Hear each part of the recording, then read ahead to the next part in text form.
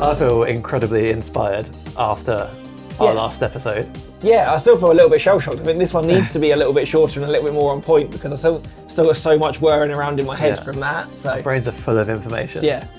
So if you haven't seen it, it would have been released 2 weeks ago, an episode with Sophie Emilia, who is from Lil Studios, who is a website designer. And it's our first non-photo and video guest that we've had on the pod. And so we didn't really know what to expect, but we knew that we'd had good conversations with her beforehand, and we wanted her to come on the pod and sort of educate us as well as you guys on websites, common mistakes that people make and things like that. And it ended up being a really long episode, and we both came out of it thinking there's so much in this that's helpful. Yeah. Like there are some times, and that's kind of the point of this pod, where we just go on rants and we just have a conversation. But like there was genuinely a lot of takeaways that even me and Tom were like, okay, I'm going to go home and write some notes down on what I want to do. And I think that's it as well, isn't it? For us, is that it's really cool to have other people on that do directly what we do and kind of find out the kind of tips and tricks they've got, or the things that inspire them, or the way that they make what they do. But sometimes, like, you don't need that. You just need like actual helpful stuff. Yeah. To be like, I'm having this problem, how can I fix it? And after having that episode, I think maybe there's definitely some mileage and maybe some more sort of businessy people to come on. Because obviously we've covered a few topics of ourselves, haven't we, about branding and pricing and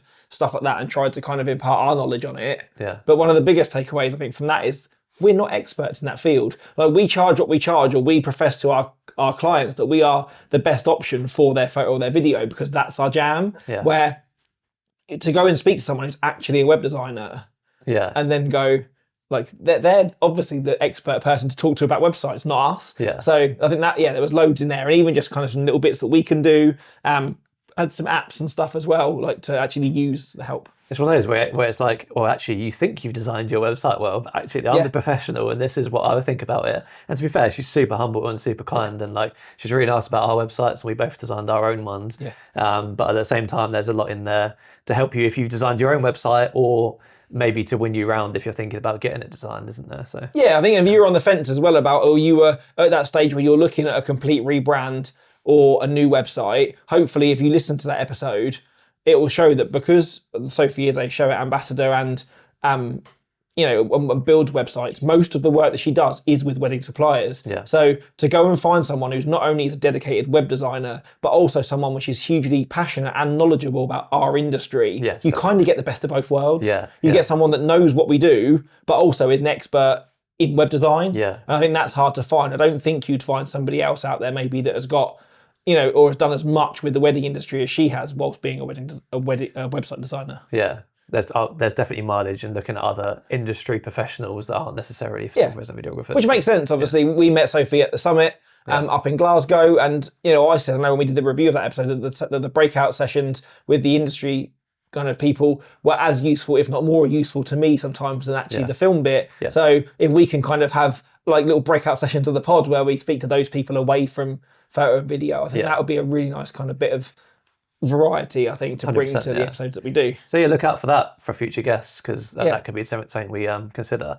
But for now, a bit more of a light-hearted juicy one this year. I think I'm looking forward to this one. Yeah. Do you know what? I just thought like it'd be fun to talk about, to have like little debates, because I think that's what you do again with that's what I do with photographers. When you sit down at dinner and you chat about things, there's always some sort of like debate that comes out, and normally they're pretty similar.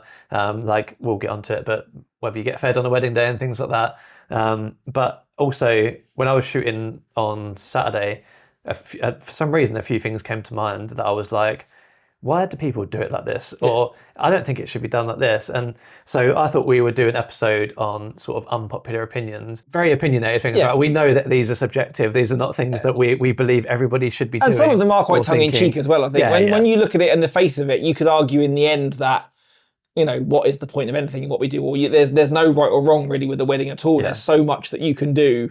But at the same time, and particularly this came out after the episode with Sophie as well, is that I think a lot of people in the industry look at other people in the industry, and then in the end, everyone professes in their copy to be unique and creative and stuff. But a lot of people just hold the same opinions because the people they admire hold those opinions, or they do these things because that's just the way it's done. Yeah. Where to be like a true pioneer, or in the end actually go, why do we do this? Or what is the big fuss about this? Yeah. like that's kind of where some of these opinions come from, I think. Yeah, we do a lot of weddings, and sometimes it just get a bit like, okay, why are we doing it this way? Yeah. And so, but again, take some of it with a pinch of salt. I think some of it, in the end, I definitely have had some fun with it, and there are some things that I really do kind of hold true to believe, and then some of them are a bit like, well, what's the point of anything anyway with it? So we're not people that always believe we're right, are we? So part of this is just like this is a thought that's crossed our mind at some point, and it's I think that's why it's called an unpopular opinion, not an unpopular fact. Like it purely is our opinion. I don't expect all of you to agree with us. In fact, if some of you don't agree and have pretty strong reasons why you don't agree, leave them in the comments down below, or send us a DM. I'd love to hear it, or whatever. Like, I always think that there's a discussion to be had. And so let's dive straight in. I think we should go to your number one first. Okay, so my number one, I've used confetti as an example for this, but I think there are certain shots during the day that should be shot in the way that everybody shoots it. Okay. And that doesn't allow a lot of room for creativity. But here's my sort of thinking about it. I've used confetti as an example because obviously with a confetti shot, the sort of default thing is there's two lines of people, the photographer and videographer in the middle walking backwards as people throw the confetti over. Sometimes you stood at the back if there's like difficulties, or maybe the photographer shoots on a longer lens or whatever it is. But mostly like you're walking back with each other and you're getting it from the front, bride and groom in the center of frame holding hands, and then people throwing from either side. That's like the generic confetti shot. And I think that is the best confetti shot that you can get. Yeah, but even a step back from that, the confetti tunnel is the best way to do confetti. I remember first starting really early on in this industry, and someone suggested me to do it that way, and we go, that's brilliant. Like, why does anybody else do it that way? Because a lot of what I'd seen was everyone would organise the big everybody group shot, and then just go, on three, we're going to stand and all throw the confetti at the same time, and it'd be this and a couple of kiss. And it was really quite static. But like the idea of them walking through a tunnel and everybody throwing it on, like it's now just become the trend. That's just the thing that everyone goes to, and they does do the confetti tunnel. But I think there was a long time where that wasn't the case. So I think that links into what you're saying, where to do it that way, where people walk through, everybody stands outside, throws the confetti on, and then you walk back. That is like that's like confetti 101, isn't it? Yeah, because you get like 30 seconds to a minute of just various shots with different people in the sidelines and things like that. But what I'm saying is that in my opinion, that's the best way to shoot the confetti. And I think that because a lot of people, have been doing it for a long time, and it's that we're all seeing this shot of the confetti, it's all shot the same way. Sometimes I'll see someone post a confetti shot that's either shot from the side through some guests and it's just the bride and groom walking past, or it's shot from behind and you just get the back of the bride and groom's head and you get like the photographer in between and that kind of thing. And it's like, we've shot the confetti, but creatively, unlike your other. And it's like, none of these shots are as good though. You might have done it creatively, but you've not done it as well. So what's more important? To me, it's more important that you do it better, because that couple, that's their one confetti shot, whereas it's your 300th or whatever. Yeah. And I think there's a balance, isn't there? Kind of in one hand you have the safe, and in the other hand you have the creative. Yeah. And I think in all moment, again, even because you do lots of weddings or weddings kind of every weekend, is that in the end, the safe can sometimes become the boring. Yeah. But that is there still one chance. And I think if there are opportunities for you to do both, then you should. Get the safe thing, get it out the way, and then move on to the creative stuff. In opportunities, something like ceremonies and stuff like that, once you've got the safe shot of them holding hands and looking at each other from the front, or maybe from the bottom of the aisle, if you want to start going and do some wacky, crazy stuff after that, in the little pockets of time where they are basically just stood there holding hands, talking to the registrar, then fill your boots. But during a first kiss or during a confetti, which is something which is really quite fast, like you say, unless you've got a second shooter, and you can let them do the safe, and you can try something a bit out there, that if it doesn't work, you've still got the safe that everybody expects. In those moments, I think, there's a reason that they're done that way, is that because they give you the least room for error and still something which looks really cool. Yeah, agreed. I mean, I'm a relatively safe shooter anyway when I'm on my own. But when Josh is shooting with me, Josh ends up being like the creative part of it. Yeah. So I'll be like, okay, I'll bring my gimbal and get the 35, 50 shots of the walking or whatever, and you stay back with an 85, find some foreground and get the really creative stuff. And I know there's people that do this in different ways. Like they would do the creative bit while the second shooter gets like the usual bits, I guess. That was what I hadn't put that on the list, but that's what I was going to go. You just inspired me. That's one of my biggest beliefs or go to next to unpopular opinions. And I can say this as someone who doesn't use second shooters. Yeah. Is that I would make my second shooters do all the safe stuff. Yeah. I'd make them do my group photos. I would make them do the safe one. Because I, at a wedding, am constantly inspired by light, seeing things and responding to them. But as someone that likes to shoot by myself, I still can't do that stuff until I know I've got the safe stuff in the bank. Yeah.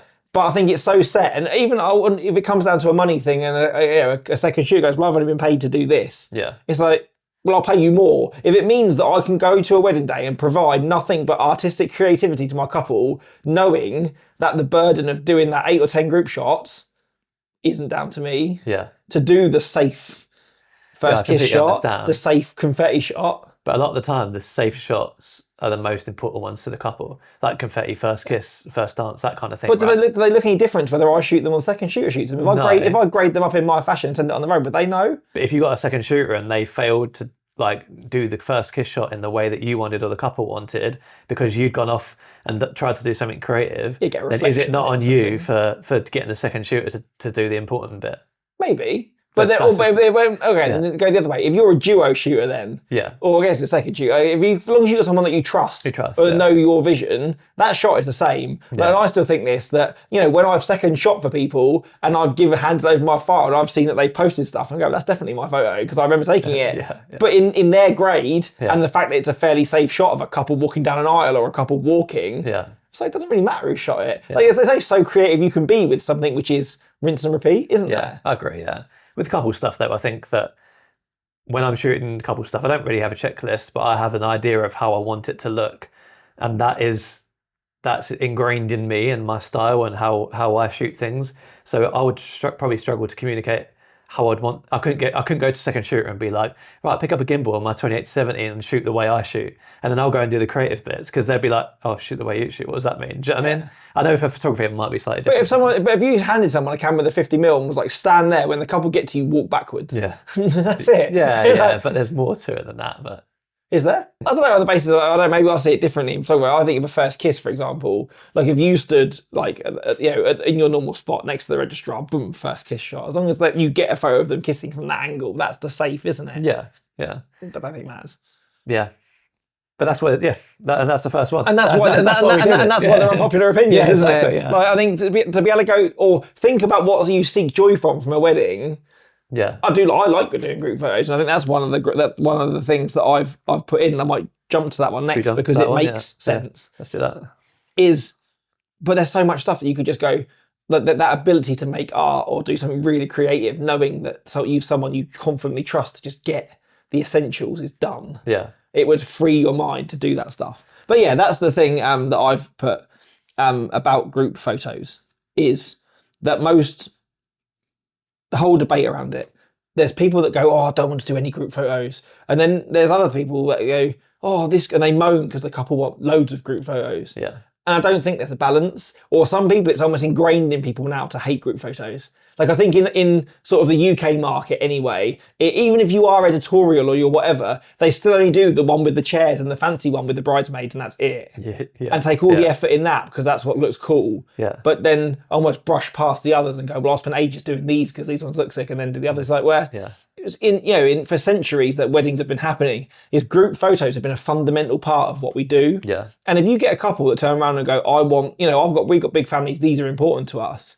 As long as you educate that that's going to take a degree of time to do and they're happy to spend that time, then I think that you should honour it. Like for you to limit the amount of group photos they can have just because it's your hill to die on, that's fine. And I still say now, as someone that goes, I think 8 to 10 is perfect because most drink sessions are only an hour and a half. Yeah. For the time that it takes up, I think this is good. Or you don't need one with every cousin, every uncle. And that's a belief that I do hold. At the same time, if I wouldn't turn around if someone said to me, here's 14 group photos, I wouldn't go, we've got to lose 4. Yeah. I'll just do them.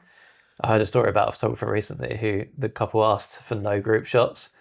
And like halfway through the reception, this person got so worried that this photographer got so worried that they then like were like, "Oh, you sure you just don't want a couple? Let's just get the couple with like these people." Yeah. And then before you know it, they'd done like a full like 30-odd group shots, completely ruined the reception, and the bride was fuming that they had done. It's hard, isn't it? We say it's a lot. Is you can't put like the wisdom of age or hindsight into couples, and if they're adamant that they don't want any, I think in the lead up, I would also say, as someone who's been married a decade now, the nicest photo that I have of me with my nan from the day is the group shot. Of course. Because, you know, by the time that we got to our wedding, she was in a wheelchair, and that whilst she is very much a character, there was some nice candids of her smiling and watching, but to have me with her, that was the moment. Yeah. Where if I'd have just brushed it off and gone, I'm doing bridesmaids, I'm doing parents, and that's it, I wouldn't have that moment.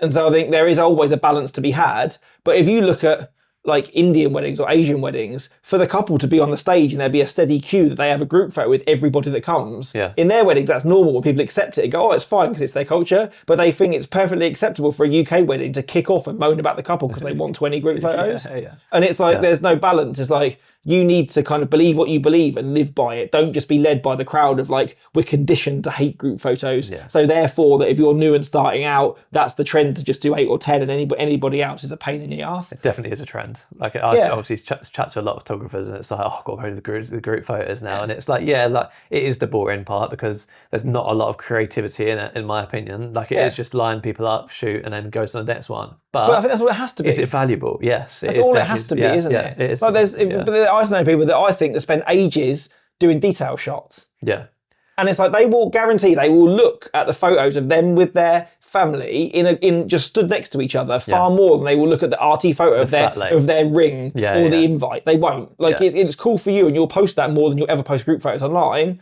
but there'll be more value to them who've hired us in the group photos.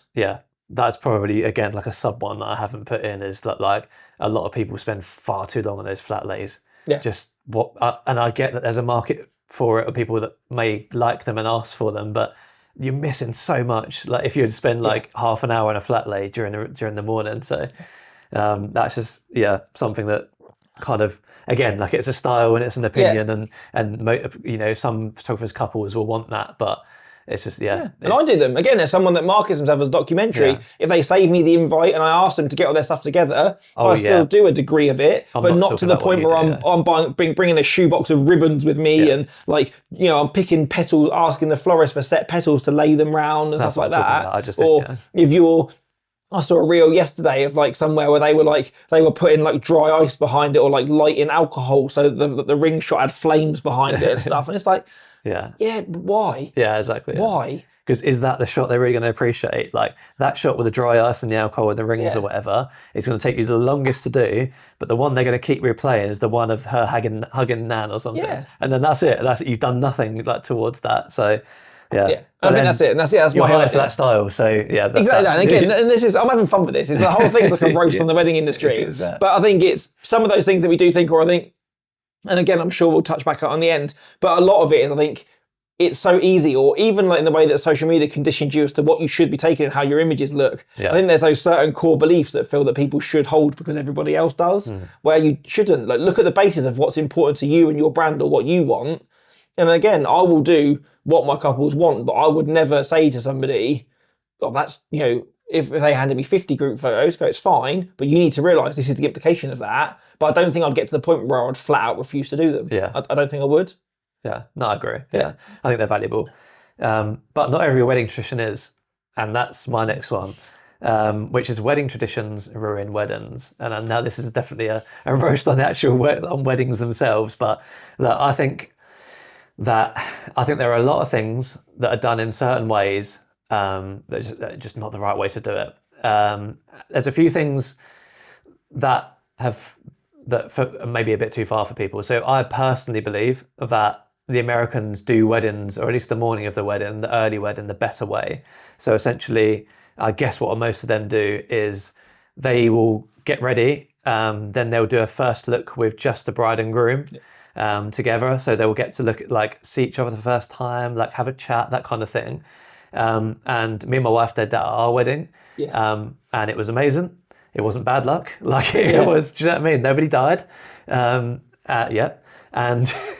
so So the reason that I believe a first look should be a thing is because that you get a lot of grooms that perhaps aren't comfortable with showing emotion and maybe it's a man thing, I don't know, showing emotion in front of all of these people who are staring at them and waiting for a reaction.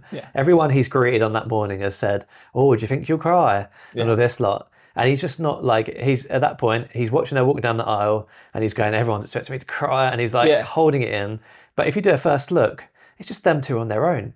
And they're like, they know how to be around each other. He gets to react exactly how he wants because yes, there's cameras, but by that point he's not going to notice because his bride's walking towards him. But that wow of seeing the dress and then made up for the first time, it isn't the first time. So that raw emotion of that first look happened in private, not in front of everybody. Which should yield better results. And I think, and there's a lot of people I've spoken about this too who have said, but it ruins the walking down the aisle. We did a first look. I did not cry, but I was very happy. And like we hugged and like said hello and chatted for a bit.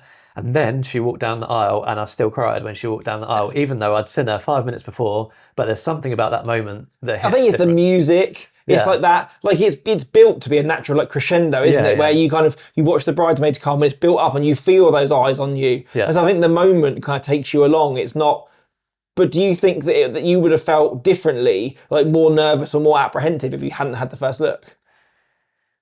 I think I would have felt like I wasn't able to say what I wanted to say. Or feel that, because you're almost trying to stifle the emotion that everybody thinks you should suppress, like you should have. I don't know if I would have stifled it, but what happens normally is the bride gets to the bottom and they go, oh, you look beautiful, yeah, you look beautiful. And then the registrar goes, okay, everybody. And like before they've had a chance to like settle and talk to each other, the registrar's in it. And it's and then like, the moment's passed because you're starting the ceremony. So that nice moment is always ruined by that tradition, I think.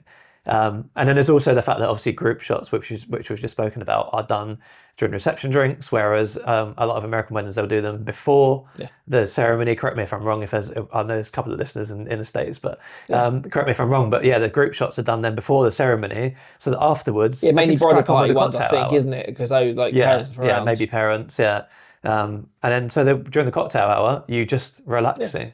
And that is, I think that's part of the frustration of a lot of photographers when it comes to group shots is, okay, I'm over here shooting all of these people in a line, whereas what like the natural documentary sort of stuff is happening over here. So, but I think sometimes there's so much of like the day, isn't it? Because I know that in a lot of like other cultures as well, like we use the term over here pre-wedding shoot to mean engagement shoot, where in a lot of kind of like other wedding kind of cultures, like particularly sort of out in like the Thai market, like Japanese market, like that kind of like Asian market, a pre-wedding shoot means exactly that. Like they will get their wedding outfits on before the wedding, and then go and do their couple portraits in like a plethora of locations before the wedding, or 2 days after the wedding, they'll go and do the full big portrait shoot. So that on the day they are with their guests, they're celebrating, and maybe that means they've got time to do much more group photos with their family because the photographer's not trying to also squeeze in 2 couple shoots on the day. So, and by even if we to agree to do it after the wedding or the day after the day before,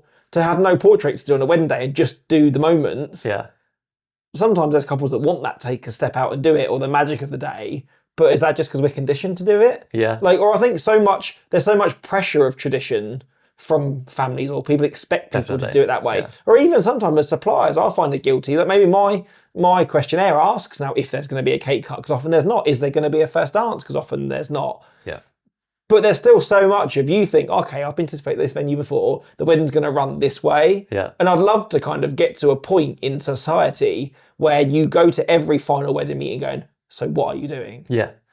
Rather than being like, oh, so it's this venue, so I guess your ceremony's at 2 o'clock, and I guess you're having this to eat, and and it be a certain way. Like tradition is, in some ways, people like it because it means routine, and some people thrive on routine, but it doesn't also do the best thing for emotion and sentiment, or them as a couple. Like I've had a couple of couples that have got ready together in the morning and then walked down the aisle together. And I think that's perfectly fine. If that makes you feel more comfortable, that's what you want to do. Or why, if you've got a bad relationship with your parents, why do you feel the need that one of them still has to give you away? Because you as a child need to give them that moment. It's like, it's your wedding.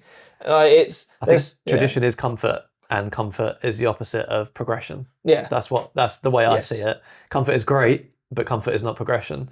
And if we're I don't want if we're cutting the cake still, and it's still part of the tradition, and people feel like they have to do it, but couples don't know why they're doing it.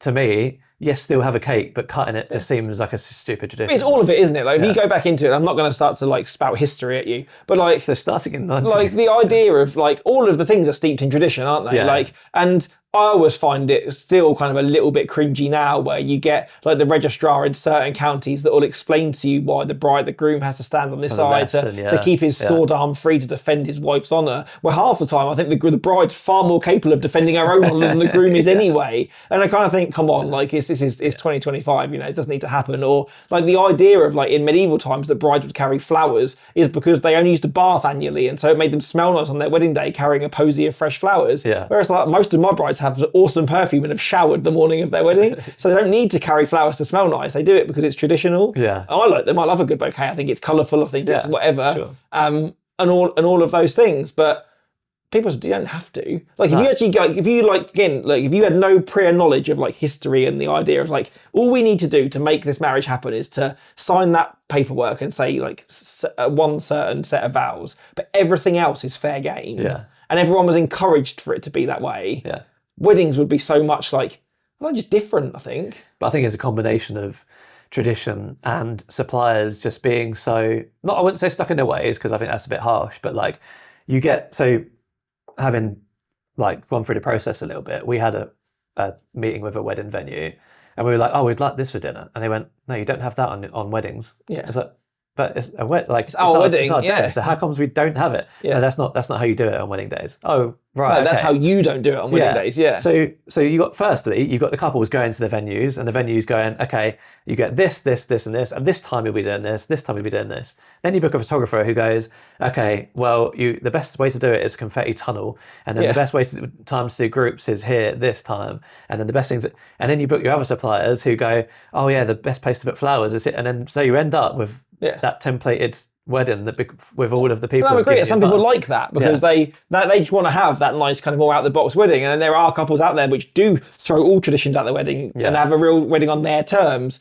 But I do agree it's sometimes that, and I even think post-COVID, people that break those small traditions, like stuff then that had to be broken because of smaller weddings, or like certain things couldn't be done, or you can't just have a wedding without an evening. Like it's not a wedding without a good party. And then as soon as they had to get married, have like a small gathering in a garden and be done by 8 o'clock, loads of people were like, this is brilliant. Like I don't like late nights and dancing and loud music anyway, so now I haven't got bother. Win. And it's like, but you never had to do that in the first place. But because you book a venue to 11 o'clock, everyone's assuming what you do in the evening then. Yeah, exactly. You expect us to do it, It's interesting. It is really, really, and again, I think it's a really cool topic, and hopefully it will just kind of expand everybody out there's mind of going, well, we could just do anything, and so can our couples. Like maybe you should listen to this episode to their couples and tell them they can just do what they like as well. It'd be really nice if people started to do things different, and there are more and more people starting to do things differently as budgets change. I think now you're starting to see like, oh yeah, we'll do a half day, but we'll spend more on this and things like that. So, and I think kind of leading on from that and leading on from my last one, and maybe might follow a theme, is that I've written here in my note that most photographers put too much time, emphasis and stress into couple portraits, and then being the most important part of the day. To us, it might seem that way, but I bet if we asked our couples, a lot would say differently. Yeah, I fully agree with this one. There's been times in the last year or so where I've wanted to leave the couple shoot. And I feel kind of bad because I don't want to be the person that goes, well, I'm done, so I'm going to head off, so I never do it. But I feel like it's going to come soon where I'm like, okay, we've been on this for 25 minutes now. I need like 5 couple shots for my 6-minute film. What am I still doing here? And I don't understand why that. Well, whilst I think yours might be a bit short for me. And again, but even this is the point, isn't it? Like you and Josh and other videographers that I work with, like miser or laugh at me like the king of literally the 5-minute portrait shoot. But even it's something which I actually talk to my couples about, and most of the people that book me because they don't want to spend loads doing them. And I like, we'll use your wedding as an example. Like, most people in the first couple of years after they get married, they'll change their lock screen on their phone to a wedding photo. So you need one banging portrait, nice one, of the view normally looking at each other or looking at the camera. You need a mantelpiece shot for grandma, one where you're probably not kissing or looking at each other, where you are looking at the camera. And that's the cute one that she has on her mantelpiece. Again, another one portrait. You need one maybe with the venue and a sunset in the background, like nice big landscape that looks Facebook epic. profile. Done. And I think that's it. You've got moments through confetti you're together, through the first kiss you're together, through those things. Really, in like actuality, if you break it down, you probably only need at most 6 to 8 really good couple shots of yourself. Yeah. You don't need 100. Yeah. No, I agree. I mean, going back to my wedding, like we have 2 sunset photos on the wall. I think, again, like we've done the phone background and everything, but I think that's all of the couple shots that we use. We have some incredible couple shots from our wedding, but we always say that we regret saying yes to going out for as many shoots as we did. I think we went to 3 and it ended up being like probably over an hour in total. And we had a long day, so that's fine. We had much more candid time than a lot of people would have anyway. But at the same time, it might have been a bit much, given that I love every photo that we got of us as a couple, and like in the orchards and the sunset, and it's all like, it looks incredible. But I probably would have appreciated more the other stuff, looking it back in hindsight. But if you could use those photos now as tokens and go, you can trade this sunset photo for an extra 10 minutes with your mates in this moment, you probably might have taken it knowing that you've got the others. And so that's what I was thinking, is I like to do, I know Shane has lots of other photographers do that very small window just before dinner, and I'll literally be as long as it takes for the guests to sit down, and it gives me a natural time limit. I need to be that long. And I kind of think, in some ways, a real push, and it's not always the best light if it's a really bright day and it's that time, like lunchtime, that if we don't get a sunset, I would like to think that one's kind of my insurance policy. It's basically filling a dead time of the day, that if sunset didn't happen or something happened during dinner and we never got out for sunset, it wouldn't be the end of the world. But and then my sunset one, if I get all the one post dinner, should I say, because in the winter it's too dark for sunset, so you might go somewhere indoors or whatever. That just needs to be, again, like 2, 5, I think 5 or 2, like literally at the most 10-minute windows to get those done. I think that will give couples more than they'll ever need. See, maybe this is because I'm a videographer, but I think like the sunset one for me was important, and like I would have let the photographer and videographer do as much as they wanted to while the light was good. Okay. Does that make sense? So like during the day, okay, if the light's high and everything like that, then you can only get certain things. But you like the sunset one, I would expect that if there was a nice sunset, then the photographer and videographer would be so into it that they'd want to do as much as possible until I said. But again, I would always ask the couple, and I think actually, if you think back to it, we did a wedding, didn't we, in August last year, where we had an absolute amazing sunset. Yes, We said to the couple, look, it's time to go out now. And as we came out, the sun was coming through a cloud. And then, so we got like a really good bit of light. I'd got more than what I needed. And I said to them, I think at that time, look, I've got everything I need. But now, in order to get the next last bit, we need the sun to come through that cloud out the bottom of it. It's probably going to be another 5 or 10 minutes. Do you want to hang out here with us, or do you want to go back to your party? And they were like, we're actually really enjoying just being here with you guys. Like, it's nice to be away from everyone. And it's only another 10 minutes. We'll wait. Because maybe I started to show them some photos in the back of the camera, and we're like, if we can get more of that in like 5 minutes time, we'll stay. And they did. And they probably have a massive gallery of couple shots to use. But do they need them?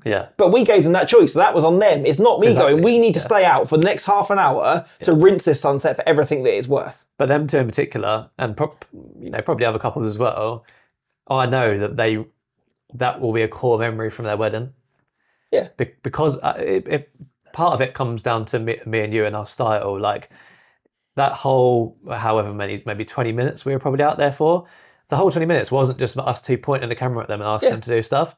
A lot of it, me and you stepped back and just filmed from afar. And let them have their moment. Let them have their moment. And I just picture them thinking about their wedding and thinking about that sunset and thinking that was amazing. And it wasn't just someone shouting at me the whole time, like, right, okay, sunset's here, get in this position, do this. But I'm sure we spoke about this when we did our episode on evening receptions, I think. And again, this is not a whole rant of I'm right and you're wrong. But I said to you, I think in that episode, and I know you've done it as well, that last year I started to do that where I would take a couple out. Because for me, that like 10, 15 minutes before sunset, before you start to lose it, is like the peak when you need, is get the photos. And then say to a couple, look, I'm done. I've got everything I need. But I've brought you away to have this. If you want to come walk back with me, you're more than welcome. But if you want to spend another 5, 10 minutes out here, just enjoying the moment, enjoying the piece. Definitely. They'll get their core memory then without me there. Again, I'm not one that really shouts at anybody anyway.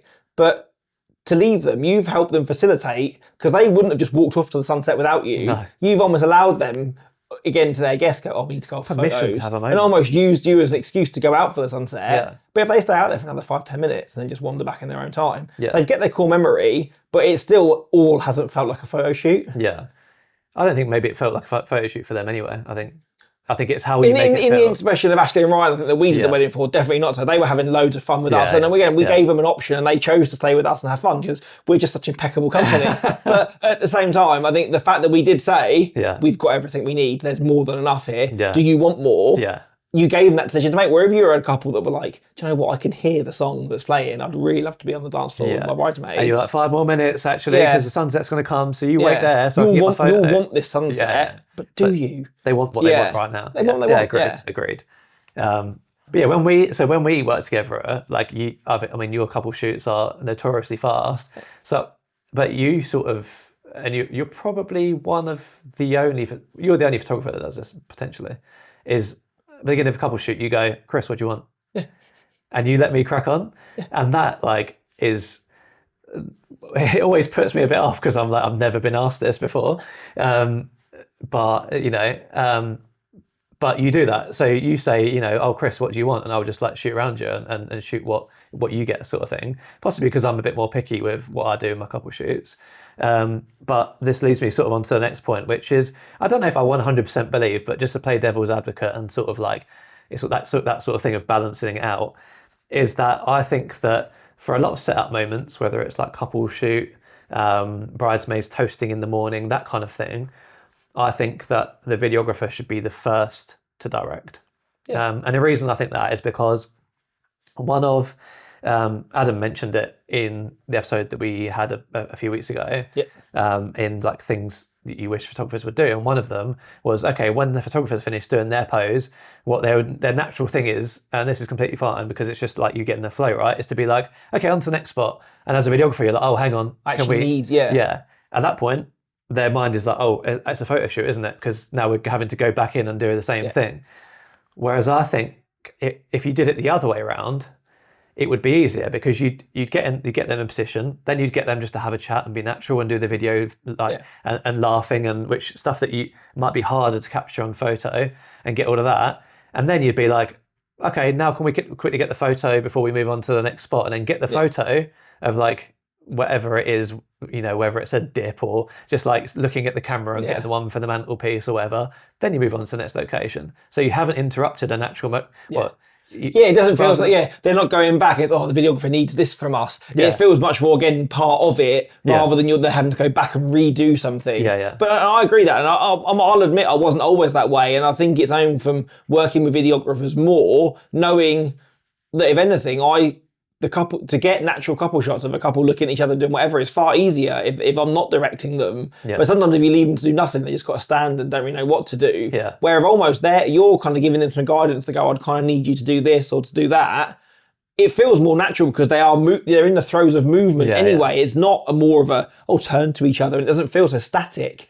So I can get what I need whilst you're doing that, and then it feels then that they're not posing for me at all. They're doing the bit they need to for your film, and I've got what I need. And I think maybe from doing this podcast and realising those things, that now that's made me work that way. And by the end of it, you should have most of what you need anyway, and then you only need to set up like a couple of bits just for the mantelpiece. Yeah, because again, got that and I call it the mantelpiece photo or the photo for grandma, where it is literally you just need to stand, turn, look at the camera, and sometimes I maybe do like a long 85, but literally just get them to hold hands and stand, quite sort of blurry background, deadpan type thing, and it is a very static photo. But everything else is look at each other, walk, move, all the things that you need anyway. But it's like, well, just get it done, because again, it means then that you can work quicker. So when I'm looking at my watch going, well, I was done 20 minutes ago in the video, but I feel that I can't just walk away. Everybody wins, don't they? And I think part of it comes down to your style.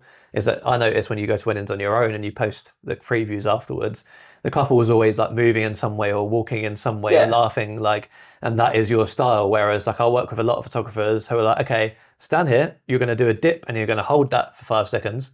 Then you're going to get back up, and like that stuff that I would film, but I wouldn't necessarily. I would never direct that. It does, Obviously, I don't see this because I only work the way that I work, because I don't see other photographers working at weddings, because all I see is their BCS that have a list, and they'll go, okay, we're going to do the dip shot now. Okay, now we're going to do that. You hug him from behind, look, and then you looking at each other shot. Okay, now we're going to do the twirl, and then we're going to hold the twirl there. And that they literally like checking a list. Whereas if I was directing, like, okay, so I'm going to film those bits and probably get them to do a bit more for video, and I might put them in because the couple's probably asked the photographer for them.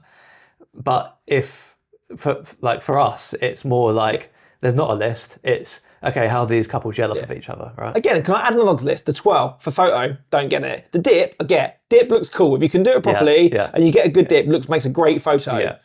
I don't think I've ever taken an amazing photo of a twirl, whether it's in a couple shoot, it's on a dance floor or whatever. All you either see is loads of bride's armpit or someone that looks like they're trying to hold on for dear life or whatever. I've never seen a real sexy still photo of a twirl. In video, I totally get it. They laugh coming out of it, the dress swishes, the rest of it. But I don't see that. I've never seen, or I've never taken, maybe I'm just a shit photographer, I don't know. I've never seen a photo of a twirl that I've looked at and gone, that's amazing. That's really where out it's just the bride like this, like in the thing, trying to duck under the groom's arm, or like the breast doesn't go, or then the groom's trying to like shuffle around so that as the train twishes through, it doesn't hit him, and all of that. Like, I've never seen a photo and gone, oh my god, I have to have that photo. I don't. And sometimes as a photographer, if you get, it's like the calling card of a first dance, isn't it? It's what gets a whoop. Like the twirl's the safe thing that you can do. So I have photographed them, but I've never photograph one and gone, oh my god, that's the photo of the first dance. I don't get it.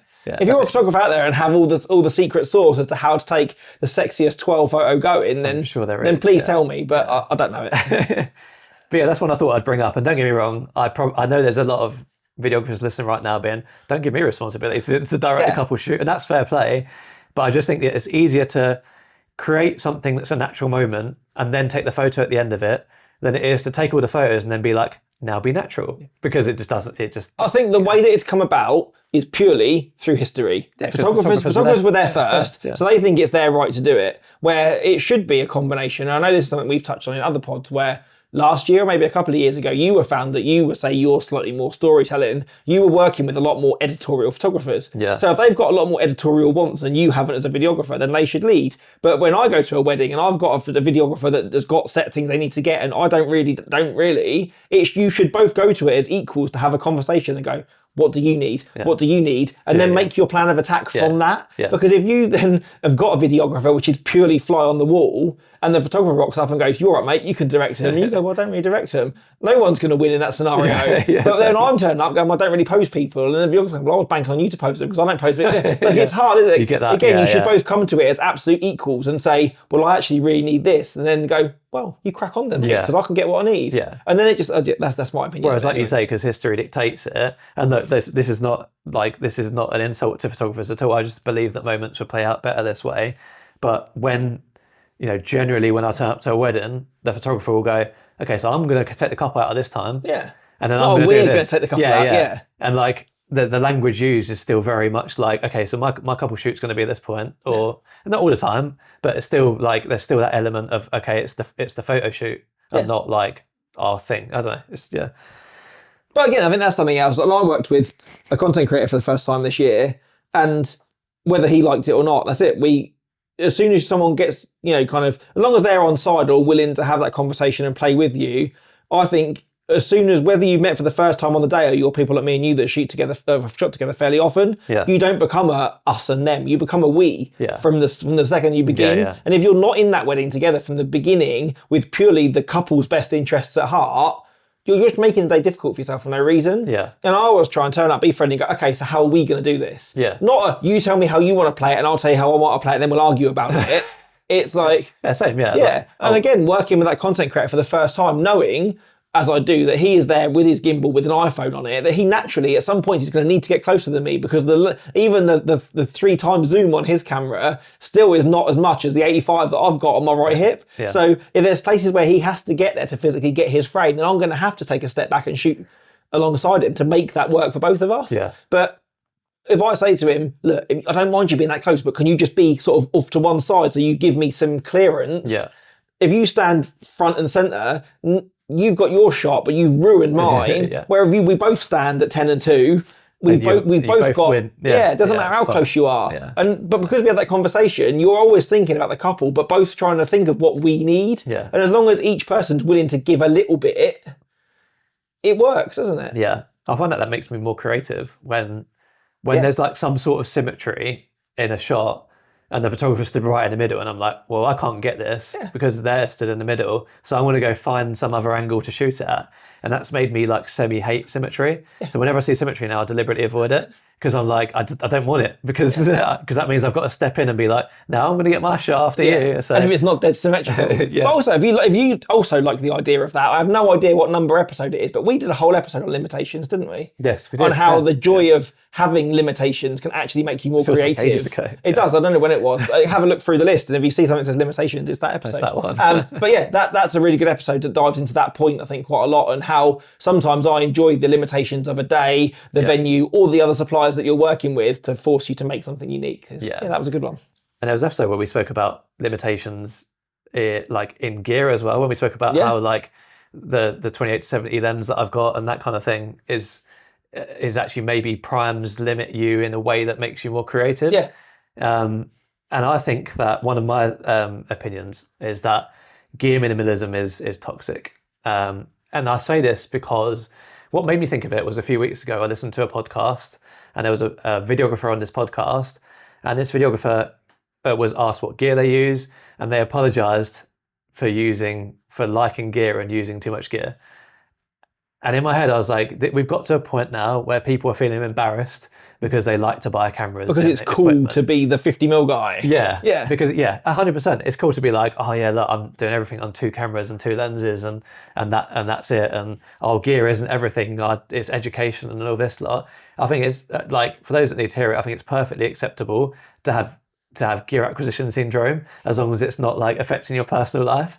I think it's perfectly acceptable to use gear as a motivation to sometimes change things up and make weddings like fresh. And I think trying new things is worth it as well. And obviously this is coming from someone who's got, who at one point had 4 cameras and 8 lenses or something. I've gone down to 3 cameras now, but I like trying different things and new ways of doing things. If it's going to make it doesn't make the films any better. No way does it. But sometimes it makes my life easier or speeds up the process. But also I think, and this is maybe a tongue-in-cheek statement, it's not what you've got, it's how you use it. And if you think that if you can successfully wrangle a 5-camera setup for a ceremony and it doesn't affect the viewer's experience or anybody else around you, but you know that gives you the ability to forge something truly unique for that couple, then go for it. If you quite happy, or some people have made styles out of a certain focal length. If you want to shoot a whole wedding at 14mm and that's your style, just because everybody else isn't doing it doesn't mean it's wrong. Exactly. Or if you want to have all of the stuff, like I say, as long as you're not bankrupting yourself and the rest of it, I think, again, too many people, and I, as someone who's a 35-85 shooter, which is pretty much like absolute wedding classic, it's just how it is, isn't it? Is you do what works for you. You don't do it because everybody else is doing it, or don't feel that, I can't do that, or I think that might work, then try it. Don't just not do it because the people you idolise don't do it. Or it's not trending. Like currently it's trending to be a minimalist photographer and videographer, right? So does that mean you only have to buy like 1 camera and 1 lens and try and deal with it? Or one of the sort of branches of this opinion is that I don't think 2 cameras is enough to film a ceremony with for videography. Because if you're moving one and the photographer stood in front of the other, or guests decide to stand out, then you're screwed. And also there's it's going to be very, very difficult to get both of them looking cohesive and on point if you're just one person. So I don't think 2 cameras is enough for the ceremony. I think there's an episode of that alone, though, isn't there? There is, it's maybe a more purely video episode, but I think there probably is an in that in kind of in setups alone and what is best for the room that you're in and what is enough. Can you ever have enough? Well, that's the question, isn't it? Again, we did an episode on second shooters and why that people use them and why people don't use them. There's definitely times where I think, it'd be so much easier to write someone else over there. But the only other person that I want to have over there is another version of me. And because I can't have that, it's just why I don't do it. But there are times where you think, my life would be so much easier right now. Or again, it's like sometimes you're at a church, you go, I wish I had my 70-200. I was like, I don't want to carry it. Or the consequence or the payoff for that one photo isn't worth owning that lens. Like I'm sure that sometimes I'd love to have a 400mm and sit miles away and really do something like that. like almost just how fun it could be or what you could get. Yeah. But I'm not going to buy an $8,000 lens for like to find out. Yeah. But maybe you should, or maybe renting gear should become more of a thing or less of a taboo. So you can try those things. Or I've got the 35 to 150. It gets used for the back of the aisle during the ceremony and for the main speech shot, and that's it. And that's an expensive lens. And I thought, okay, this is going to be my everything lens. It's going to be amazing. But I've kept it for that, and like I wouldn't have found that had I not, and I'd end up with a 70-200, which I probably wouldn't use for certain things. So and I think that's the kind of the full stop, isn't it? In that unpopular opinion, is that gear minimalism is toxic. If you need lots of gear, it's fine, but don't buy gear or leave gear sat in your pelly case that you never use. If you've got a lens just to say that I own every 1.4 in the G Master line, if there's two of them that you're not using, then there's no point in keeping it just to kind of vanity to say that I've got it. Yeah. That's not to say, like, when I say toxic, I don't mean go buy the latest thing every single time. Yeah. I just mean we need to stop giving people like jit because they're buying a new lens. Or they feel inferior because everybody else manages on 2 cameras with a 50mm on it and they dare to have 4 different focal lengths. It doesn't mean that you're wrong. It means that, again, you're in your own lane. You're regarding tradition, popularity, or whatever, and you're trying to do something to create purely on your level. Yeah, people thrive on different things. And I think going on from that, again, we're segueing one from the other. We are. We're doing all right so far. And I think that's the last point. I've got one more after that, which I think is maybe the one to finish with, because that's the ultimate kind of thing. Is there's 2 which are kind of the same. Is in doing what everybody else is doing. I'm going to say now, and it's not just because I don't really want to do either, is that having a massive Instagram following and shooting exclusively or doing a majority of destination weddings makes you successful, or both of them are the markers of success. It's absolute rubbish. That's the unpopular opinion that I hold.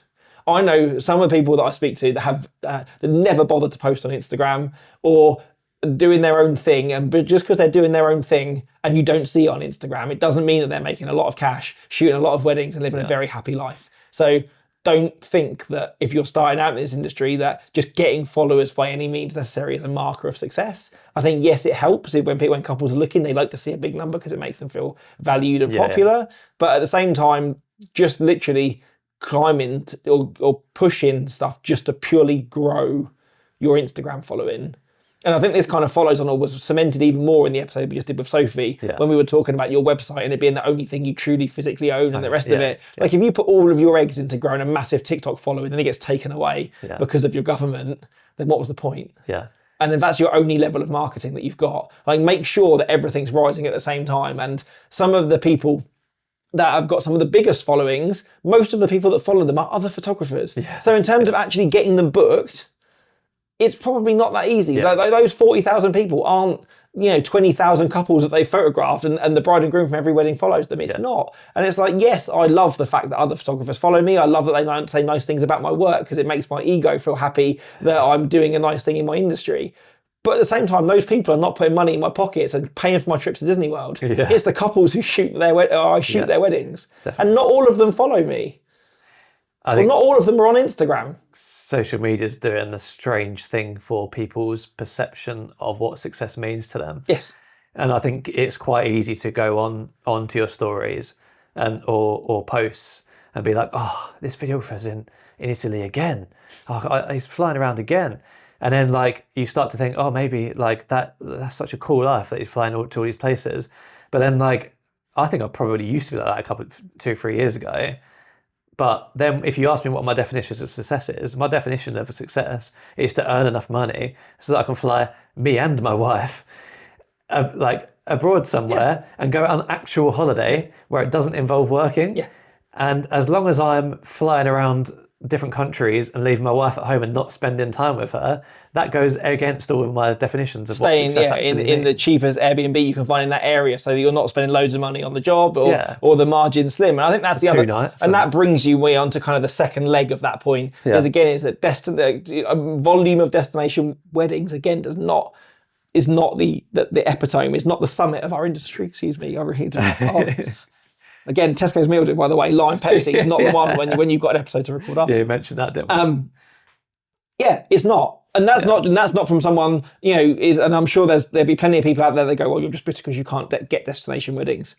I did one, and I've showed some of it, but I haven't made a destination page on my website. I haven't pushed to do more. And for me, I like, and again, and there's nothing wrong with that. I'm not saying if you're modelist, you want to go and do all of your weddings in Europe in the sunshine, and that is perfectly fine. But for me, I still deem myself as a reasonably successful photographer, which likes to work within pretty much an hour or two from their house. So that I don't feel guilty about staying late at a wedding and then thinking, oh crap, I've got a 5-hour drive home, or I've got to do a hotel tonight and then get up and rush home to actually get a Sunday with my wife and my dog. I know that I can come back to my own bed, my own office, and charge. And for me, that is success, to go and earn a good amount of money on a Saturday, but still be able to get up, take my dog for a walk on a Sunday morning, get coffee with my wife and have a nice day at home. I like being at home. I like having the balance, but I also like shooting nice weddings. And I'm lucky that I live on the south coast. There are a plethora and a variety of city venues, barns, country venues, and all of that within an hour from my house that allow me to charge what I charge and live a fairly nice life as a wedding photographer, shooting within an hour from my house. It's the kind of echo chamber of giving people what they want though, right? So ex-videographer goes and films a destination wedding. They like get loads of following because it goes viral, or you know, they start appearing on podcasts, then they get more and more following, and then they get more destination weddings from this destination wedding. They've got all these following now of videographers who think, oh, they're well cool, like their work is so good, and they go and do lots of destination weddings. Suddenly in their head, it's all of these people that we've put at the top of our industry, at the top of who you pedestaled, they're all doing loads of destination weddings. So the people that we've got to like look up to and things like that are doing destination weddings, and that's that echo chamber of like, okay, so maybe I need to. And one person who actually goes against this grain, who I quite love watching, is, you know, Adam Lowndes, who does the TikTok stuff. He's quite open. He's like, I want to shoot like an hour from, or less than an hour from my house. I like doing these local venues, and I'll do them over and over again because that is sort of, that's his goal. That's what he wants to do. He values his home life, his family, and that kind of thing. And I don't think there's enough people like that who are showing that off. Because it's much harder to show off that another day where I'm home before 10 p.m. and backing up rather than showing off that you're destination wedding. You're drinking your Aperol Spritz at the bottom of the garden at a wedding in Tuscany or whatever. And it's that, again, because it's that rock star mentality, isn't it? And people idolize them and go, oh, it's amazing living this rock star lifestyle. Whereas like most of them they spend most of their days hanging around waiting to perform in an evening, again with their family at home in a city they don't know, and all of that is the glam of it is, and that's just social media, isn't it? It shows you the best lifestyle. But I think and maybe we as a podcast should get more of those people on which are happy to work, are not striving for you know, to become those huge, you know, or people with huge followings, and there's just people running their businesses and doing pretty damn well at it. Because there are people that are charging a decent amount, shooting a lot, I know people and nobody's heard of them. Like, or people but then there's also people the other end as well. Is there are people that are that successful that they don't have Instagram anymore, but are still shooting nothing but destination weddings for really high ticket clients, because none of their clients are on Instagram. They don't care anyway. And they don't care. And they're almost beyond all of it. But then there's also, say, people that are earning really good coin shooting, or even people shooting a high volume of weddings at those lower ticket venues. As long as they're making good money and they're happy what they're doing, then they're successful. I don't think is that especially if you're at the start of your journey thinking that it's these kind of, they're the rungs in the ladder, as getting your first 5,000 followers or getting your first destination inquiry, is that I don't think they're the things that you should necessarily measure your success by. No. That's there. I think a lot of this comes from your definition of success though, right? It does. Someone who starts videography might be like, my definition of success is I get flown around the world to cool places and get to film. So there might be completely different types. It is, but then if you're people that are travel, your photography interest or passion lies in the landscape and the venue in which you shoot, then that probably makes a huge difference to what you do. Where for me, my goal of becoming a wedding photographer was to get to meet new people every weekend, listen to what they have to say, see how they act with other people, and photograph people. And it doesn't matter to me whether they're in a foreign country or they're at the end of my road. As long as they're interesting people, then I want to photograph them. I kind of agree, but I get inspired by inspirational places and fun things, which generally kind of relates to destination weddings a little bit. Because I don't know, like I would, if I did the same venues year on year, I would probably get bored enough of it to quit my job. Do you think? Yeah. Because I do enough variety a year. Don't get me wrong, like there are probably 2/3 are at venues that I'd been to before, but I never do more than like 3 weddings at a venue in a year, probably. So, and if there was a point where I was doing 20 weddings at one venue in a year, I wouldn't do the job. Yeah, I don't think I want to do like that again. The most I've ever done at the same venue in a year is 6, and I think for me that's probably still near the limit. If I start to get to the point where I'm at 5 or 6 for one venue of the year, and I could do that with 2 or 3 venues, that still equates to nearly 20 weddings over 3 venues. But I don't think I don't think I could be at the same venue only doing the same venue, it would get stale. Yeah. But it still surprises me that a decade in and only wanting to be the travel radius I am away from my house, I reckon there's still not been a year in this industry that I haven't shot at least 2 new venues a year. Yeah, that's because good. Places are closing, places are reopening, places are popping up all the time. Yeah. Or you do a wedding in someone's garden, the chance are you're never going to go there again. Yeah. And I do think that going to new venues inspires your creativity, and that's really important. I don't only want to ever be at the same venues, but at the same time, I know that the anxiety by thinking, oh, I'm in Puglia this week, and then I'm in Ibiza next week, and then I'm literally nipping home for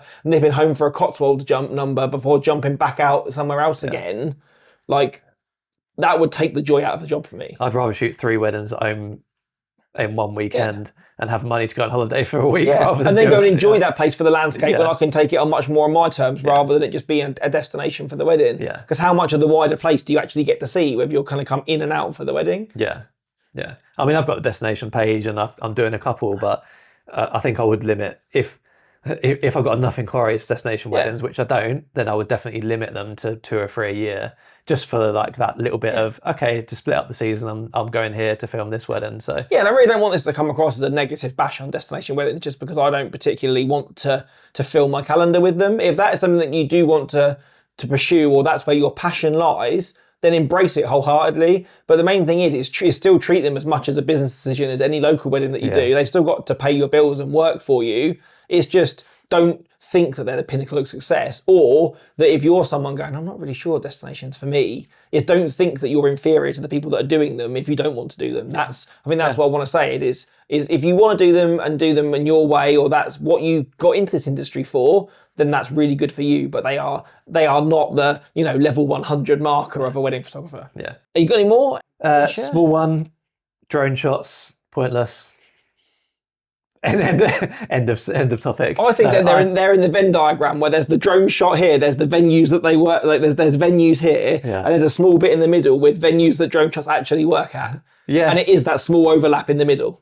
But also I just think it's like, it doesn't add anything to the story. I did a wedding on Thursday. The main thing that made me think of this was I did a wedding on Thursday and I couldn't fly the drone because it's literally next to an airport, next to Bournemouth Airport. And I was like, actually, like I haven't had to take, even if it's 5-10 minutes out of the day to go and get this drone shot of this venue, which is probably going to be 90% car park anyway. Yeah. And okay, for the couples, not pointless. Yeah. Because when you go to a wedding fair and you put the drone on the table, it's always the groom's going, oh, this would be well cool to have at our wedding. And like you often get I posted a drone shot on my stories the other day and it got like a load of engagement on it and things like that. And so people love the wow factor of it, but I don't think it adds anything to the wedding film whatsoever. Yeah. That's just why. But in the same way that we spoke a couple of episodes ago, didn't we, about the idea that in the having someone just had a bank of content, or if you said you borrowed drone shots from other weddings at that venue to just reuse that shot again, shows that it's not tied to that wedding alone, or the sentiment's not in that clip for that couple. It's just it's drone, or it's still cool because it's an alien viewpoint, isn't it? But I think again, if you sort of ask someone what the stereotypical wedding film is, I would think of the drone flying across the field to get to the venue, and then the couple's name appears in a serif font, and then you start to hear, like the audio, and I'm generalising massively here, but the stereotypical wedding film. Yeah. But there's a reason it's become like that, isn't there? Where it's don't just chuck the drone up because you think that's how you have to start your film, unless there's an actual reason. Or it really, really works there. Like you say, what's the point in doing it when the venue's going to be mostly car park? Or you have to include it now. Yeah, you fly the drone in the morning and the florist van's still backed up to the venue, but it's But you're not competing if you don't include it now. Yeah. Like most people, you kind of have to either include it or put it as an extra or whatever it is. But like most people have to do drone because it's accepted. And I think I'm generalising here because I know a lot of people only use a drone for the venue shot. I think that obviously because of laws, it's very much limiting the creativity of that. And because the laws of using a drone under 250 grams. Currently, all the drones under 250 grams only have that 24mm lens on it. Yeah. Whereas if you go like much more expensive, much heavier, then you get drones with 75mm, 135mm, which could be really cool for couple shots. Like if you wanted to, like if you had a bit of time and and the couple were really into it. Like I used to do couple shots on the drone. It used to take 5 minutes at the end of the couple shoot, but without fail, the photographer would be annoyed that like I'd taken 5 minutes into the couple shoot off of their couple shoot, and the couple would be like, oh, okay, I don't really know what we're doing now because I've got to shout my directions from afar, and it's just a bit awkward. But if you had something that you could do like I'm going to get like a nice 80mm parallax of you and your venue and everything in the background with a cool drone shot, then you're on the money. I think it actually means something then, because you can look at it and be like, that's me. Look how cool I look in this. But I was still thinking, again, like the health and safety on it would be absolutely ridiculous and you could never do it. But I always think if you could get someone to fly FPV down like a confetti tunnel, like if you had a bespoke guy just to do it, to fly like FPV, people are throwing confetti and you could like come in and like through the groom's legs along the tunnel, back out round the venue, like stuff like it looks so insane. Amazing, Again, into how much sentiment and memory there is in it, I don't know, but it'd look cool as hell. Like, or even a couple, like I'm just thought then like the couple, if you could almost get them to like hold the drone and almost like laugh and talk to it, and then it's almost like they're like releasing like people like release lanterns and stuff, which is terrible for the environment, don't do it. But the idea of like the couple holding the drone and almost like going, oh, it's our wedding day, and have a little kiss and then throwing the drone and it's starting like appeared like it was floating away. It would just be ways different. To use it that I think that's it. It's just don't stick to that safe shot at the front, or you feel that if you you have to have a drone to be like, because the venue has to have it. I literally do it. I say, I include drone footage. It's literally a shot that I could get from any other wedding. But do you feel you say you do it because you feel you have to in order to be seen as a level playing field to other videographers? That's why I do it. It's trending. People love it. Play the game, right? Sometimes. I guess, and I guess that's maybe a good place to leave all of this, isn't it? Is that a lot of it is unpopular opinions, and in an ideal world, we still have to make certain sacrifices about the things that we do in order to get booked or to be seen on a level playing field to our peers, or so that we're not such a wild out there choice that nobody would book us or whatever. But I think there's been some good fun in that, or I've had some good fun going, well, again, what if it doesn't matter? Like, what if we could do anything? And as we discussed on the pod with Adam, is that none of this matters if the couples don't think the same as us with this. So But maybe because we spend far too long talking about weddings, it's our job on the podcast, and then we live it in our businesses, that we probably spend far too much, it takes far more of our brain space than it does most other people's on a base level. But then that's the point of the podcast, isn't it? And that's the joy of this episode, is that, maybe if you go away and it's just giving you guys food for thought, is how much of the stuff are you doing in your business because you feel you should, or do you actually stand for it? Yeah, because a lot of you guys who listen to this probably listen to other podcasts as well, and so it probably this whole space takes up a lot of your headspace as well. So like we're in the same boat where we think about it a lot. Again, off pod, I've been here for like definitely a few hours now. Like we've been chatting a lot about other stuff that we just haven't recorded. So like it's always on our minds, and so it's really interesting to go through. Yeah, and I think it's a really good topic that you've brought to the table, and where we're starting to get a little bit more guests on the episode now, or some of those episodes are starting to become quite interview based. I've really enjoyed actually just having an episode where it's back to me and you. Like we had the big long catch up a couple of episodes ago. That it's nice to kind of do a shorter one, which is purely just topic based of like having a bit of fun. What if anything. So if you've enjoyed having one of these again, because I feel this is much more like a Capture Co episode of old. It is, then we can definitely put a few more of these back in if it's something that you particularly enjoy. Yeah, and again, take it with a pinch of salt. Like these are points we've made, but we appreciate anyone who like thinks the opposite. Or nobody soundbite us and like add us to a Facebook group somewhere going, that Tom thinks that if you shoot destination weddings, then you're an asshole. I don't think that at all. Please don't do that to us. But in the kind of the wider thing of it, I just think it's, if you really sort of looked at this, like if you like emerged from an apocalypse and saw a wedding for the first time, would you look at these weird people and go, why are they throwing paper at each other? Or like, why is everybody applauding whilst they cut a giant cake? Nobody did it when they cut their dinner half an hour ago. And then when you look at it like that, it is a bonkers thing, isn't it? Or why does everybody feel the need they have to take a picture of the building they got married in from a drone? Or whatever, like it's all those things. And I think if you just kind of dial it all the way back to the beginning and go, why are you doing this? What do couples actually want from it? Or how much are they actually doing? What do you want from it as a creative? What do you want from it? Yeah. Or again, are you doing something to be different, or are you doing something because everybody else is? Yeah. Let's leave it there. That's a good place to really that's it. Yeah. So again, if you've got any icks or any unpopular opinions, I'd really love people to message ours in or message them into us. Message them on Instagram. And maybe we can do a round 2 of, like we did our voice note episode. That I really loved. So if we could do one with other people's unpopular opinions, that would be a fun thing to do. Yeah, that'd be nice. Just like people, you guys submitting unpopular opinions to us, and then me and Tom discussing them at some point. It doesn't have to be a voice note, but it'd be quite fun to do. Yeah, just a message or something like that. It'd just be quite a fun one to do. If not, just leave them in the YouTube comments, and we can sort of save them somewhere and do them next time as well. If you're on Spotify, leave us 5 stars if you're listening. We've got some recent 5-star. We recently found out that was a thing. And so that would be nice if we had more of those. Yeah, amazing.